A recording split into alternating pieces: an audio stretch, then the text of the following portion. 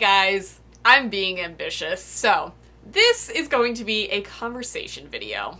This is kind of in lieu of me making a reading goals video like everybody else does this time of year. This is still kind of going to be a reading goals, but it's just going to be like a discussion of like what I'm trying to do with myself in the book world and in my life in general. So I'm making this in February, which is not ideal timing for like an annual resolutions or goals type of video, but it kind of worked out well just because that gave me the entire month of January to really figure out what I want to do and if I'm capable of doing it. So I'm here to report that I am somewhat successful already at the goals that I'm trying to attain in 2020. So the blanket statement, the umbrella term that I'm going to use for this entire video is, in 2020, I'm trying to be more conscious of everything that I'm doing, whether that's reading or purchasing books or filming or discussing things.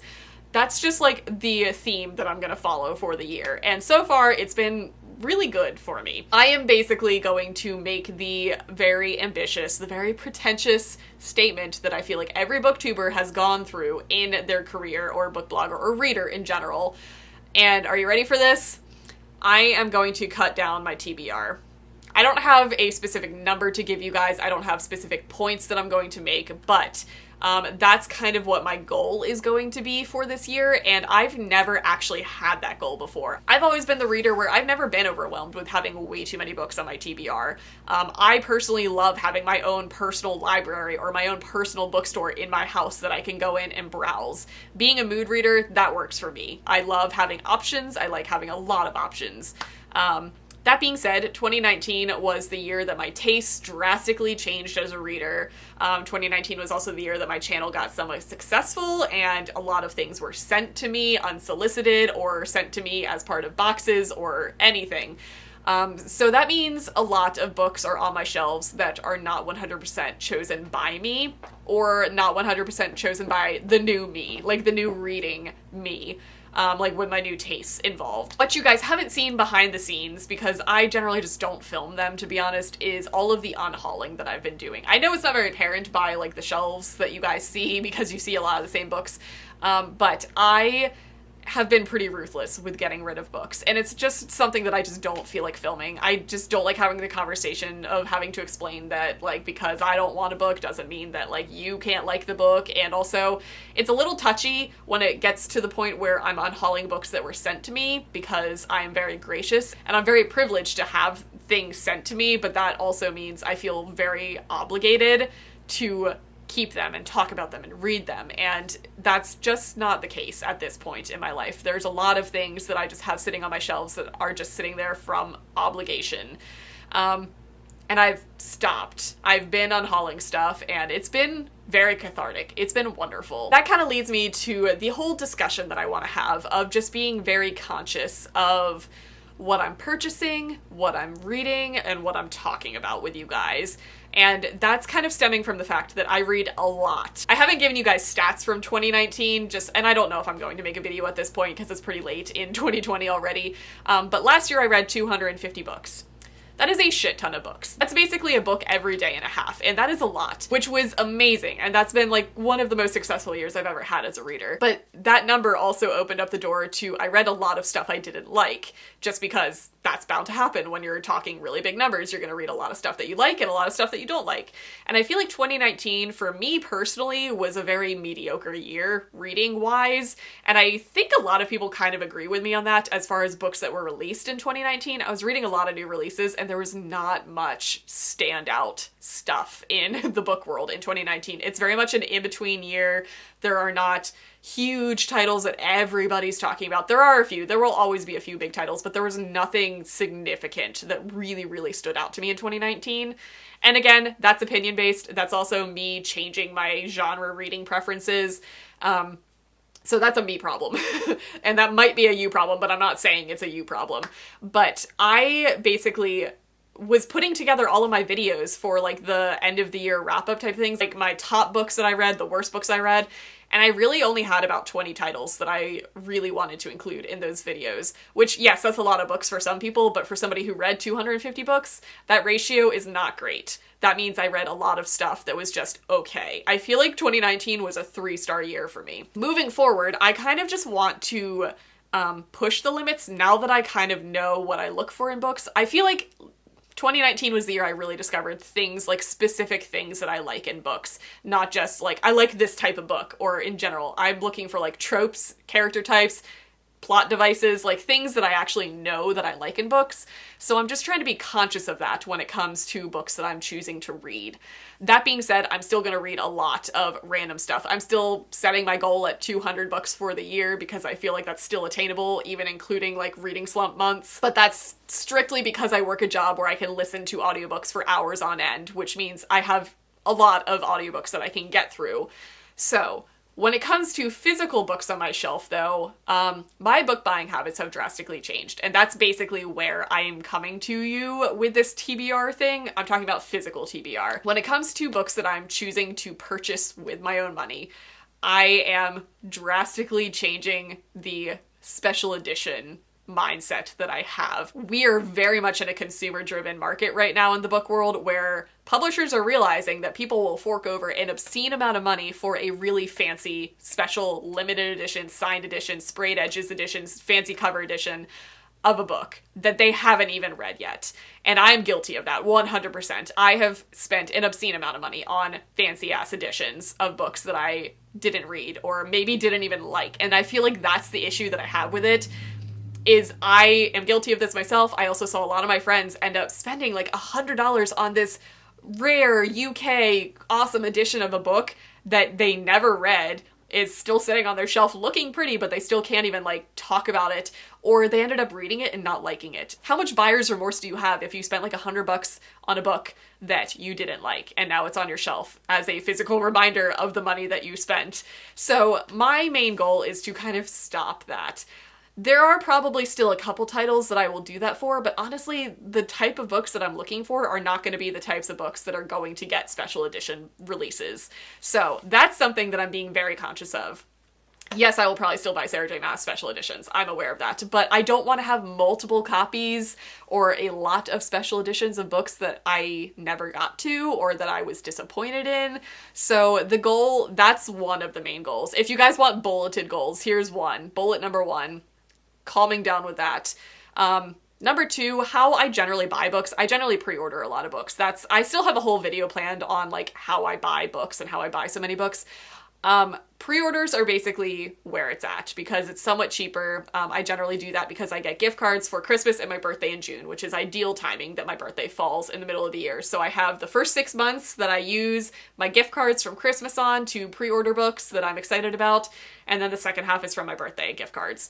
So that's basically how my book buying goes. That being said, we are already well into February right now, and I have bought 3 books this year. One of which I found at my discount grocery store for $1.99. So it's going okay so far.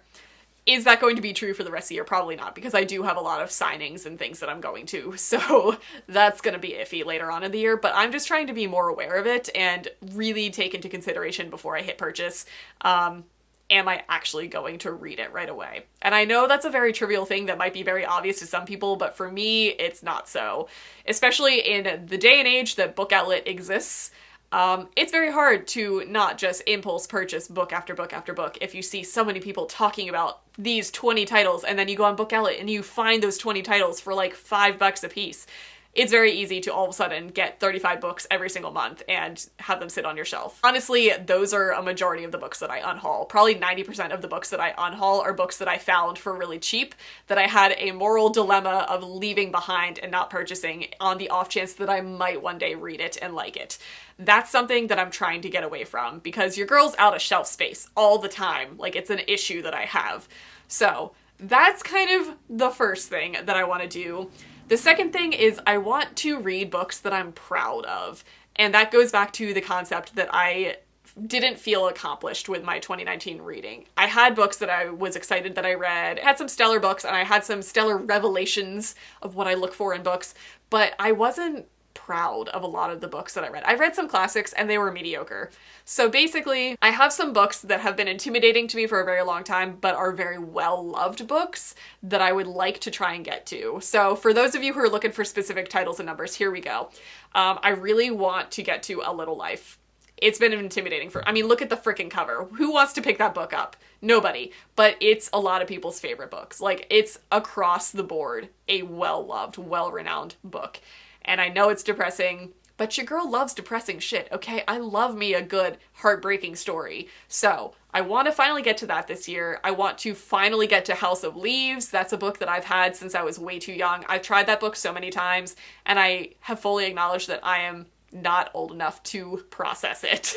So I'm gonna try it again this year. We'll see how it goes. I feel like I have the mental capacity for it this year. Same thing for A Secret History by Donna Tartt. I read The Goldfinch by her, which is...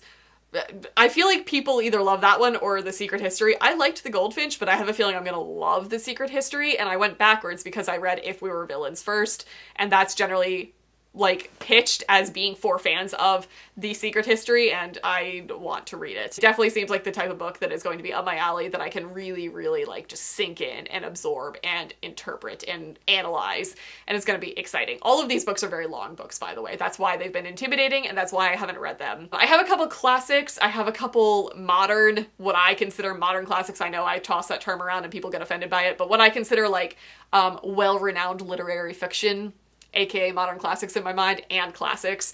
I would love to finally read The Alchemist, because that's another book that I just have kind of been waiting until I'm like mentally old and mature enough to read. And maybe this is the year. I want to read the Poisonwood Bible finally. As far as classics go, I've been working through classics. I've read actually a significant amount of classics. I'm very grateful to the schooling system that I grew up with, because I read probably 5 classics every year from like 6th grade on up. So honestly, leaving high school, I was a very well-read 18-year-old. So that was honestly very beneficial to set me up for success with classics. And I've fallen off the bandwagon. This past year I read some that I've always wanted to, and they all kind of sucked. So this year I'm a little more ambitious, and I'm going to try the ones that I'm slightly more intimidated by. I finally want to read The Count of Monte Cristo. I want to read a Steinbeck or Hemingway. I've never read either of them, and they are always intimidating to me because they're very masculine and long and dry, but I want to try at least one of them. If you have recommendations, let me know. I want to read Rebecca, because I've never read that. I also want to read Lolita, because I just want to. I feel like it's going to be interesting. I have a few just like in the back of my mind. Like, I'd like to read Don Quixote at some point in my life. I don't know if this is going to be the year. I also really want to read Les Mis, just because I love the Broadway show. I love the story, but that is a honkin' large book. So maybe this will be the year. Basically, I am going to try and read books that are intimidating to me, aka books that are really long.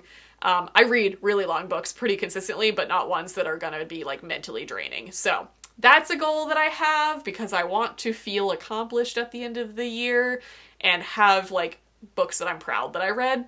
So that's a thing. Same thing with, I want to continue with the romance genre, because it's something that I feel it balances out the harder books with some fluff or some just easier reading. In my mind, romance right now is very simple, because it's set in the modern world. I don't need to learn any magic system. I don't need to learn any political history of a world or anything. So it's very easy to just like digest. Even if it's dealing with harder hitting topics, it's still easier to process than like other things.